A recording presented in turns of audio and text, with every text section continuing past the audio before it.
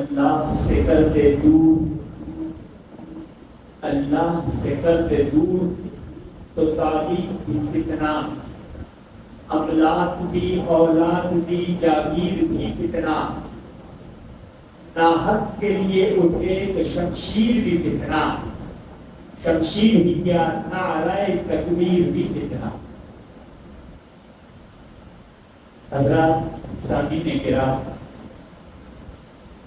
اللہ تبارک و تعالی نے اس نظام کائنات کو بنایا، انسان کو پیدا کیا، انسان کی اصلاح کے لیے اللہ تبارک و تعالی نے 1,24,000 کم و بیش انبیاء کو مبعوث کیا۔ نبی وہ ہستی ہے، اپنی محنت سے انسان وقت کا ولی بن سکتا ہے، عالم بن سکتا ہے، شیخ الحدیث بن سکتا ہے، شیخ القرآن بن سکتا ہے، مصنف مدرس بن سکتا ہے، وقت کا بادشاہ بن سکتا ہے، وزیر بن سکتا ہے، مشیر بن سکتا ہے، لیکن اپنی محنت سے کوئی نبی نہیں بن سکتا۔ انبیاء اللہ کے چنے ہوئے لوگ ہیں، یہ چیز ذہن میں رکھیے گا۔ انبیاء اللہ کا انتخاب ہیں۔ ایک میں آپ چناؤ کرتے ہیں، ایک شخص کو چنتے ہیں، اس زمانے کا کیا گزرا شخص ہوتا ہے جو ہمارا چناؤ ہوتا ہے۔ بعض اوقات شاذ و نادر کوئی ایسا ہوتا ہے جس پہ کوئی انگلی نہ اٹھا سکے، شاذ و نادر، لیکن پھر بھی وہ کامل و اکمل نہیں ہوتا۔ لیکن اللہ نے جن کو چنا، اللہ نے انہیں معصوم عن الخطا پیدا کیا۔ معصوم عن الخطا، نبی وہ ہوتا ہے جو نبوت سے پہلے بھی، نبوت کے بعد بھی معصوم ہے۔ نبی کو کوئی یہ کہہ نہیں سکتا، کوئی یہ نہیں کہہ سکتا کہ کل تک تو ہمارے ساتھ بیٹھ کے یہ باتیں کرتے تھے، کل تک ہمارے ساتھ بیٹھ کے میلا کرتے تھے۔ کسی نبی کے کردار پہ کبھی بھی کسی کو انگلی اٹھانے کی ضرورت نہیں تھی۔ کیوں ہو؟ نبی تو وہ ہوتا ہے جو اللہ کا چنا ہوا ہوتا ہے۔ نبی وہ ہوتا ہے جو پاک ہوتا ہے، ہر خطا سے پاک ہے، خطا اس کے قریب آ ہی نہیں سکتی، خطا اس کے قریب آ ہی نہیں سکتی۔ لفظ خطا کا نبی کی زندگی میں ہونا ناممکنات میں سے۔ انبیاء اللہ کے چنے ہوئے، پھر ان تمام انبیاء میں اللہ نے بعض کو خصوصیت بخشی، رسول بنایا۔ رسول کا درجہ نبی سے بلند ہے۔ رسول وہ ہے جسے نئی شریعت دی گئی ہو، اور نبی وہ ہے جو پرانی شریعت کی ترویج کرے۔ اللہ نے پھر رسول بنائے، پھر ان رسولوں میں اللہ نے 4 کو خاص کیا، اور پھر سب میں اللہ نے اپنے حبیب اکرم صلی اللہ علیہ وسلم کو خاص کر دیا۔ اللہ نے یہ لوگ انبیاء کی صورت میں چنے، ہم میں سے چنے۔ یہ چیز ذہن میں رکھیے گا، نبی اللہ کا چناؤ ہے، اور چناؤ لوگوں میں سے ہے۔ کمال تو یہ ہے کہ لوگوں میں سے ہوتے ہوئے ان چیزوں پہ وہ نہ ہو جس پہ لوگ ہیں، وہ لوگوں کو راہ راست پہ لائے، یہ کمال ہے۔ اگر کسی اور مخلوق سے نبی چنا جائے تو پھر جس طرح فرشتے نہ کھاتے ہیں، نہ پیتے ہیں، نہ ان کی اولاد ہے، نہ وہ کسی کی اولاد ہے، وہ ایک سلسلہ ہے بس، اللہ کی ایک مخلوق ہے، اللہ نے اپنے عبادت کے لیے اور خاص کاموں کے لیے مقرر کیے ہیں۔ لیکن نبی کا کمال یہ ہے کہ وہ ہم میں سے ہے، پیدا بھی ہوا ہے، صاحب اولاد بھی ہے، کھاتا پیتا بھی ہے، معاشرے کا حصہ بھی ہے۔ میرے پیارے نبی صلی اللہ علیہ وسلم نے کیا بکریاں نہیں چلائیں؟ کیا میرے پیارے نبی صلی اللہ علیہ وسلم نے تجارت نہیں کی؟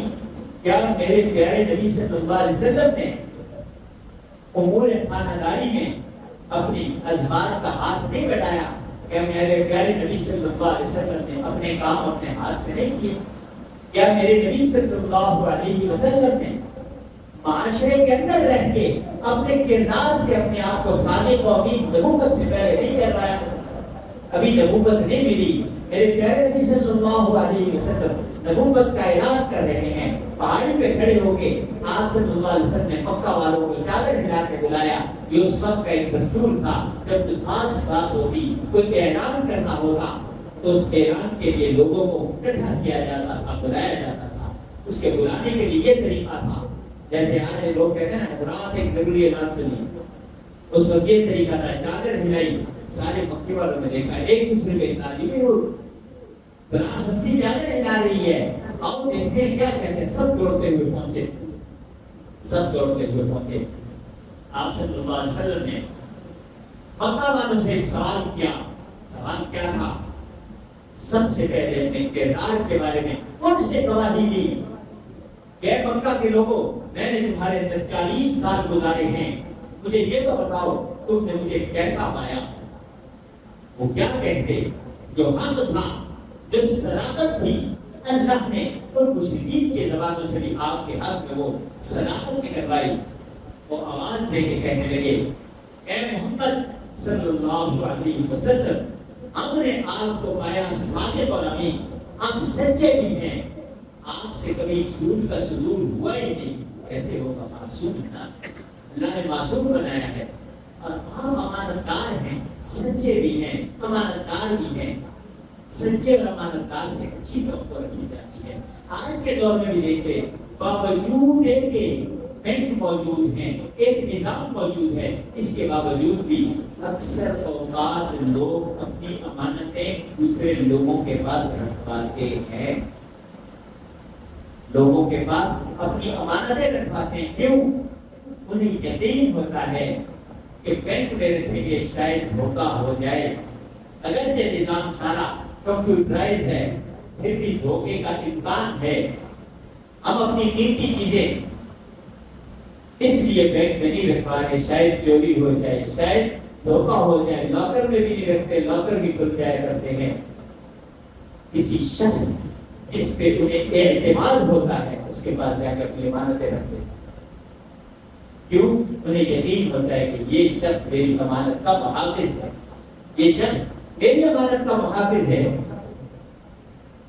نبی کریم صلی اللہ علیہ وسلم تو کائنات کی سب سے بڑی ہستی ہیں، اور اپنے دور کے لیے آج کے اس غیر گزرے دور میں بھی ایسے لوگ اگر امانت دار موجود ہیں تو نبی کریم صلی اللہ علیہ وسلم، جن کو اللہ تبارک و تعالیٰ نے پیدا ہی معصوم کیا ہے، تمام کائنات سے افضل پیدا کیا ہے، تو آپ کے اندر یہ صرف تو بدل جائے ادب موجود. سب سے زیادہ اس کائنات کے اندر سب سے زیادہ صادق آپ ہیں، سب سے زیادہ امین آپ ہیں. صادق اور امین وہ والا نہیں جو ہماری حکومتیں کہتی ہیں یا اپنے آپ کو کہلواتی ہیں. میرے نبی صحیح معنوں میں صادق تھے. میرے نبی صلی اللہ علیہ وسلم امین تھے. لوگوں نے کیا کہنا تھا؟ انہوں نے کہا ہم نے آپ کو سچا پایا، ہم نے آپ کو امانت دار پایا. میرے پیارے آقا صلی اللہ علیہ وسلم نے اگلا سوال کیا کہ اگر میں تمہیں یہ کہوں کہ اس پہاڑ کے پیچھے سے ایک لشکر جرار تم پہ حملہ ہونے والا ہے، تمہیں تباہ و برباد کرنے والا ہے، تو کیا تم میری بات پہ یقین کرو گے؟ تو اگلا جواب سن لیں. اگلا جواب مکہ والوں کا بیک زبان یہ تھا کہ اگرچہ ہمیں دور دور تک ایسی کوئی چیز نظر نہیں آ رہی، اگرچہ دور دور تک ہمیں ایسا کچھ نظر نہیں آ رہا، لیکن چونکہ آپ کہہ رہے ہیں، آپ اتنے ثابت ہیں، ہم اپنی آنکھوں کو جھٹلا سکتے ہیں، آپ کی بات کو نہیں جھٹلا سکتے. ہم یقین کریں گے کہ یقیناً کوئی لشکر آ رہا ہے جو آپ ہمیں کہہ رہے ہیں. یہ کیا تھا؟ کردار تھا. یہ کردار تھا. تو اس سے کیا سیکھا؟ بیٹا آپ کے کپڑے گیلے بیٹھ جائیں گے، وہاں پہ جا کے بیٹھو، بالکل گیلے کپڑوں کے ساتھ کرتا ہوں، تھوڑی دیر بیٹھ کر جاؤ، بیٹھو نہیں بیٹھے ہو. اس کردار کے حامل بننا ہے امت کو.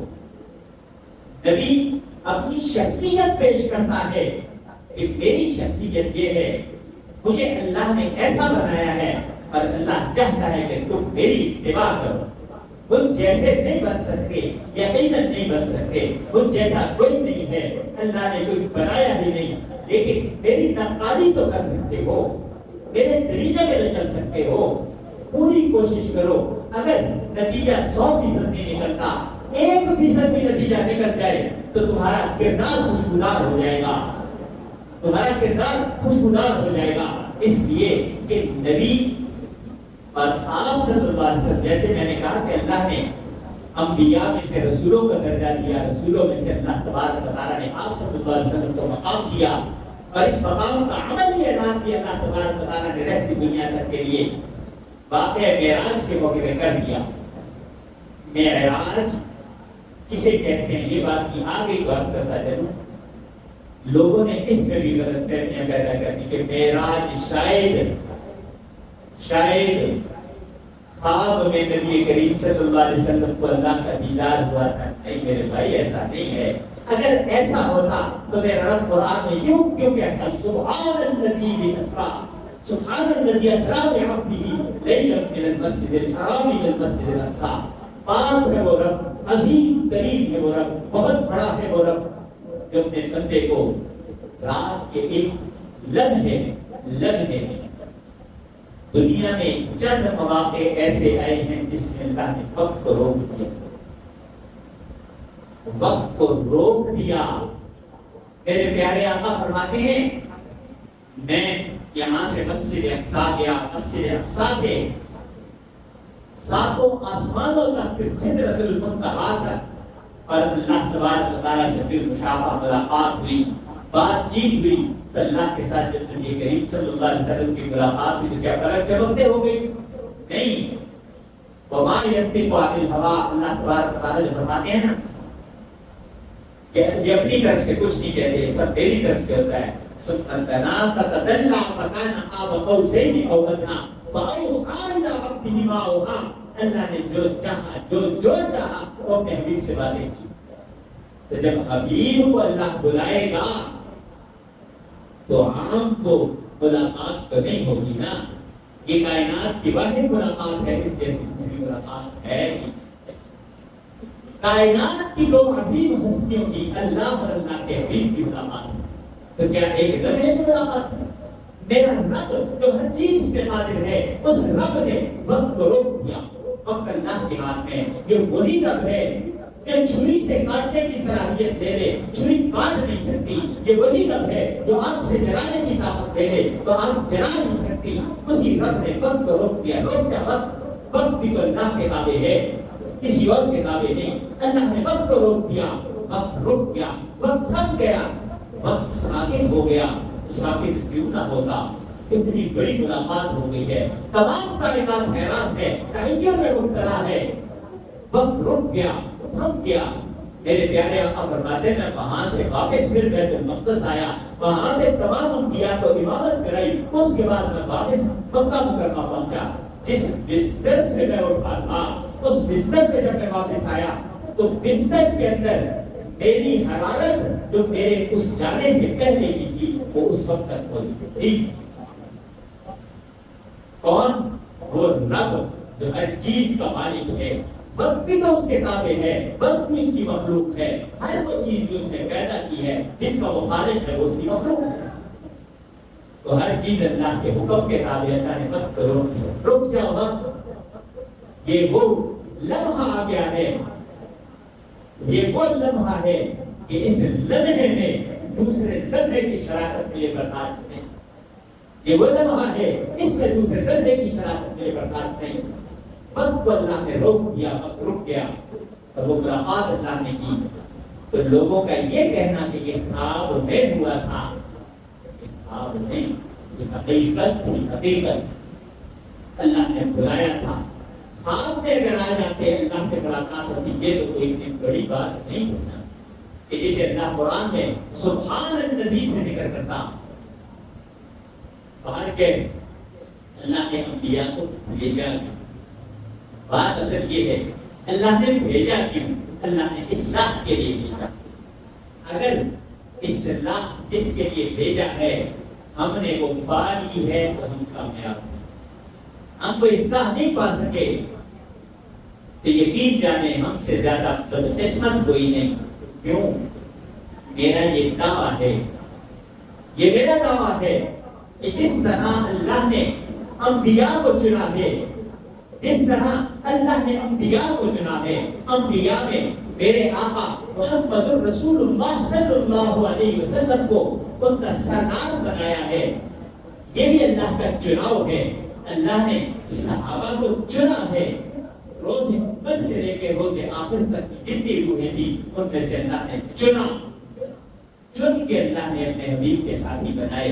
تو یہ بھی میرا دعویٰ ہے کہ اللہ نے امت محمدیہ کو بھی چنا تمام مخلوقات میں سے، اور چن کے یہ اعزاز بخشا. ہم نے کیا کما تھا؟ کچھ نہیں. اللہ نے ایک احسان عظیم کیا.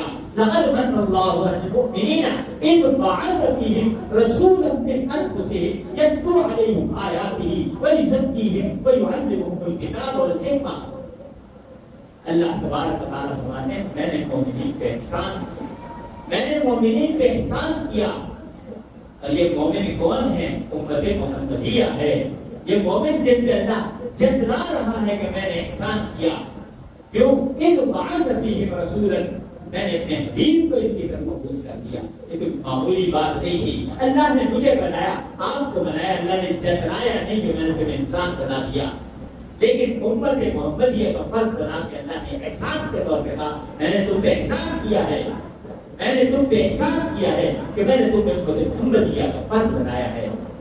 تو اب احسان کا بدلہ کیا ہوتا ہے؟ عزت دار کون ہے اور کمزر اور بیکار کون ہے؟ عزت دار اور خاندانی بندہ جو ہوتا ہے نا، جب اسے عزت دو، اس پہ احسان کرو، تو وہ احسان کا بدلہ احسان سے دیتا ہے. احسان کا بدلہ احسان سے دیتا ہے. اور اگر کسی بدذات پہ احسان کرو تو وہ احسان کا بدلہ نقصان سے دیتا ہے. اللہ نے ہم پہ احسان کیا تو احسان کا بدلہ سجدہ ہے کہ ساری زندگی اپنی ذلیل نیاز کو اس ذات بے نیاز کے سامنے رکھتے ہیں. یہ ہے احسان کا بدلہ. اللہ نے ہم پہ احسان کیا، ہم بدلہ نہیں دے سکتے، شکر تو کر سکتے ہیں. بدلہ نہیں دے سکتے، شکر تو کر سکتے ہیں. ہم شکر کرتے رہیں. اللہ نے ہر چیز ہمیں بتا دی. نہیں شکر تم لاسی کرو، شکر کرو. میں نعمتیں بڑھاتا چلا جاؤں گا، نعمتیں بڑھاتا چلا جاؤں گا. نعمتیں دینے والا کون؟ اللہ. نعمتیں دینے والا کون؟ اللہ. زندگی دینے والا کون؟ اللہ. زندگی دینے والا کون؟ اللہ. سب کچھ کرنے والا کون؟ اللہ. اللہ کے سوا یقین جانیے، اپنے ایمان کو مضبوط کیجیے. ایک پتا ہے نا درخت کا، ایک پتا وہ بھی اس وقت تک نہیں گرتا جب تک اللہ نے اس کی جگہ دوسرے پتے کا بندوبست نہ کر دیا ہو. اور اس کائنات کے اندر کوئی بھی چیز میرے رب نے بے مقصد پیدا نہیں کی. کچھ بھی بے مقصد نہیں، کچھ بھی بے مقصد. لیکن بات کیا ہے؟ بات یہ ہے کہ ہم نے حقیقت کو سمجھنا ہے، حقیقت پہ عمل کرنا ہے. حقیقت پہ اگر عمل نہیں کریں گے تو یہی چیزیں ہمارے لیے فتنہ بن جائیں گی. اگر علم اللہ سے دور کرے، جیسے میں نے شروع میں اقبال کا شعر پڑھا تھا، اللہ سے دور کر دے تو تعلیم بھی فتنہ. اللہ سے جو دور کرے وہ تعلیم علم نہیں ہے، وہ بھی فتنہ ہے. اولاد بھی، اولاد بھی، جاگیر بھی فتنہ. اولاد جو کچھ تمہارے پاس ہے جس کے تم مالک ہو، اولاد وہ بھی فتنہ بن جایا کرتی ہے جب اللہ کے حکموں کے خلاف ہو. جاگیر بھی فتنہ بن جایا کرتی ہے. ناحق کے لیے اٹھے تو شمشیر بھی فتنہ. ناحق حق کے لیے اٹھے تو یہ شمشیر اللہ کی شمشیر بن جاتی ہے، اللہ کی تلوار بن جاتی ہے. وہ پھر سیف اللہ ہوتی ہے. جیسے میرے پیارے آقا نے فرمایا، خالد سیف من سیوف اللہ. میرا جو یہ خالد ہے یہ اللہ کی تلواروں میں سے ایک تلوار ہے.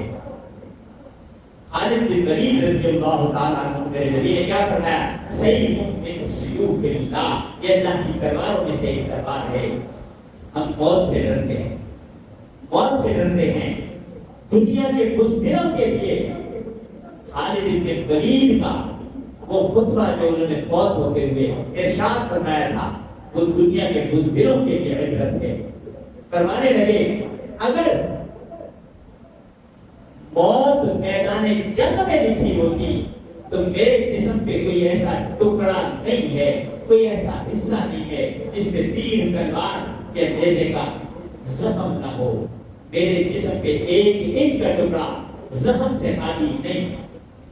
اگر میری موت میدان میں نہیں لکھی تھی تو اللہ تبارک و تعالیٰ نے موت نہیں دی. موت جہاں لکھی ہے وہی آتی ہے, موت جہاں لکھی ہے وہی آتی ہے.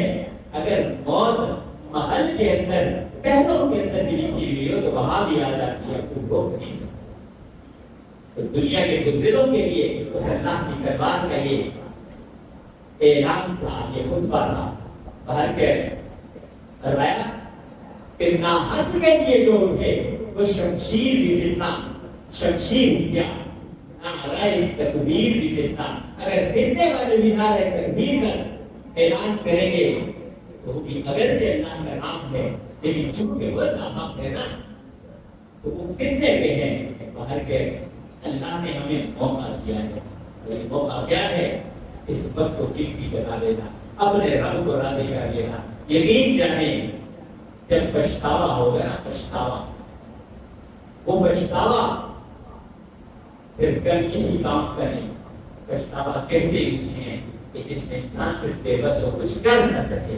جب کچھ نہیں کر سکے تو اس کو کہے کہ اے کاش اس وقت میں نے یہ کر دیا ہوتا, اے کاش میں نے نماز پڑھ لی ہوتی, اے کاش میں نے اللہ کے حکم کو پورا کر دیا ہوتا, اے کاش مجھے دوبارہ موقع مل جائے دنیا میں جانے کا. اللہ اس میں شک کوئی نہیں ہے, ہر کلمہ گو کو جنت دیں گے. آخری بات کر کے بات ختم. اللہ ہر کلمہ گو کو جنت میں ضرور دیں گے. کیوں؟ من قال لا الہ الا اللہ دخل الجنہ. یہ میرے پیارے حبیب صلی اللہ علیہ وسلم کا ارشاد ہے, اور ہمارے نبی کہ آپ صلی اللہ علیہ وسلم نے فرما دیا ویسا نہیں ہے. میں جس نے لا الہ الا اللہ پڑھا وہ جنت میں جائے گا. کب جائے گا؟ اپنے کیے کی سزا بھوگت نہیں. اور اللہ نے جہنم بھی بہت بڑی بنائی ہے, جنت بھی بہت بڑی بنائی ہے. جہنم کتنی بڑی ہے؟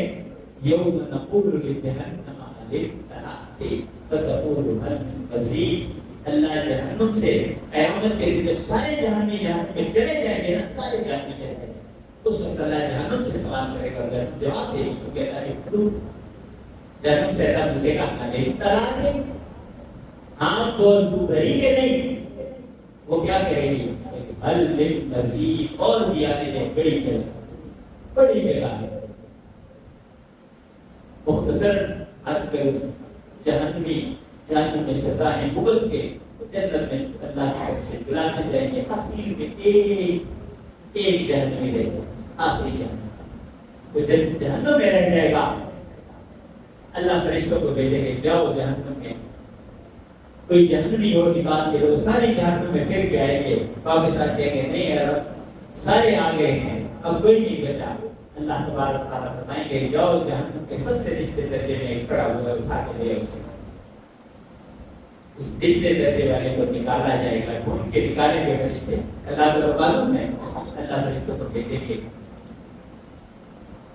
جا کے اسے نکالیں گے. نکال کے جب لائیں گے اسے کہا جائے گا اللہ نے تیرے لیے ہمیں بھیجا تھا. وہ کہے گا نہیں نہیں بھول گئے ہو, میرے لیے نہیں بھیجا ہوگا, میرے گناہ بہت زیادہ ہے, کسی اور کے لیے بھیجا ہوگا. وہ کہیں گے نہیں باقی تو سارے جنت میں پہنچ گئے, تو اکیلا رہ گیا ہے. اچھا اگر میں اکیلا رہ گیا ہوں تو پھر جنت میں تو جگہ ہی نہیں ہوگی. وہ کیا کہے گا جنت میں جگہ کہاں بچی ہوگی, سب لے چکے ہوں گے. اسے جنت میں لایا جائے گا, اور جہنم کے اندر اس کا جسم جل گیا ہوگا, سڑ گیا ہوگا, اسے دوبارہ اللہ کے حکم سے ٹھیک کر دیا جائے گا. ٹھیک کر کے میں جنت کی وسعت کا ذکر کرنے لگا ہوں.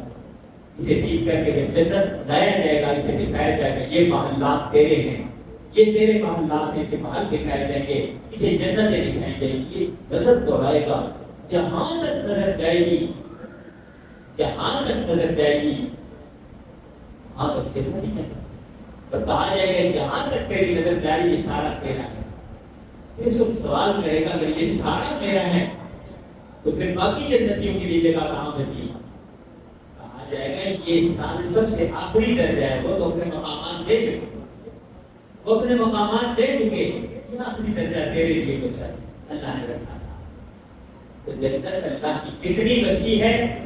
جتنا اللہ بڑا، جتنا اللہ بڑا ہے نا اتنی اللہ کی جنت وسیع ہے۔ تو اللہ سے مانگیں، اللہ کی عبادت کریں، اس لیے کہ اللہ کے سوا نہ کوئی دینے والا ہے، نہ کوئی دعائیں قبول کرنے والا ہے، نہ اللہ کے سوا کوئی بخشنے والا ہے، اور نہ ہی اللہ کے سوا کوئی عبادت کے لائق ہے۔ اللہ تبارک و تعالیٰ ہم سب پہ اپنا فضل فرمائے، کرم فرمائے۔ اللہ تبارک و تعالیٰ ہم سب کو پکا اور سچا مسلمان بنائے۔ وآخر دعوانا ان الحمد للہ رب العالمین۔ مفتی خالد صاحب سے مزید رہنمائی، وظائف اور اسلامی مسائل کے حل کے لیے ہمارے چینل کو سبسکرائب کریں، بیل آئیکن دبائیں اور دین کی روشنی اپنے دلوں میں جگائیں۔